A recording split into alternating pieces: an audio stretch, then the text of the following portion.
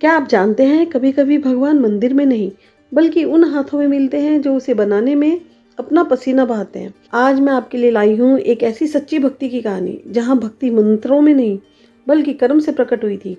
एक छोटे से गांव में एक भव्य मंदिर बन रहा था। चारों ओर हथौड़ों की ठक ठक गूंज रही थी। हर कोई अपने अपने काम में लगा हुआ था। कोई पत्थर तराश रहा था तो कोई दीवारें खड़ी कर रहा था। उसी भीड़ में एक बूढ़ा मजदूर भी था। साधारण कपड़े, झुर्रियों भरा चेहरा और आंखों में चमक थी, भक्ति की चमक। हर सुबह वह सूरज निकलने से पहले मंदिर पहुंच जाता था, भगवान का नाम लेता और काम शुरू कर देता। एक दिन मंदिर का मुख्य शिल्पकार, जो कि बहुत ही अभिमानी व्यक्ति था, रामू से बोला, अरे बाबा, तुम ये क्या कर रहे हो? रामू मुस्कुराया और बोला, मैं भगवान का घर बना रहा हूँ। शिल्पकार हंस पड़ा, तुम तो बस पत्थर काट रहे हो, मंदिर तो मैं बना रहा हूँ। रामू ने शांत स्वर में कहा, आप मंदिर बनाए या मैं, फर्क नहीं पड़ता। जिसे मैं काट रहा हूँ वो पत्थर नहीं है, वो मेरी भक्ति है। शिल्पकार रामू का तिरस्कार करके वहां से चला गया, लेकिन रामू के हाथ नहीं रुके। हर चोट, हर ठक ठक में उसे भगवान का नाम सुनाई देता था। कुछ महीनों बाद मंदिर लगभग तैयार हो गया। संगमरमर की दीवारें, चमकती मूर्तियां और सोने की छतें।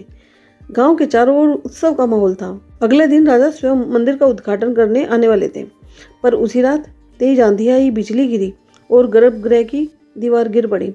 सब घबरा गए। शिल्पकार चिल्लाया, अब क्या होगा? कल राजा आएंगे, मंदिर अधूरा रह जाएगा।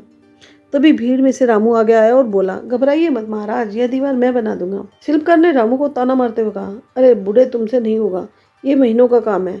रामू मुस्कुराया और बड़ी ही विनम्रता के साथ बोला, कर्म में अगर सच्चाई हो तो भगवान खुद मदद करते हैं। उसने पूरी रात दीवार पर काम किया। न उसने खाना खाया, न नींद ली, सिर्फ दीपक की हल्की सी लो में भगवान का नाम जपता रहा। छेनी चलती रही, हथौड़ा बजता रहा। सुबह जब सूरज की पहली किरण मंदिर पर पड़ी तो सब लोग हैरान रह गए। दीवार पहले से भी ज्यादा सुंदर बन चुकी थी। राजा ने देखा और बोले, यह हिस्सा सबसे सुंदर कैसे बना? भीड़ में से आवाज आई, महाराज, यह तो उस बूढ़े मजदूर रामू ने बनाया है। राजा ने रामू को बुलाया। वह दोनों हाथ जोड़कर बोला, महाराज, मैंने कुछ नहीं किया, बस भगवान के घर को संवारने की कोशिश की है। राजा की आंखें भर आई।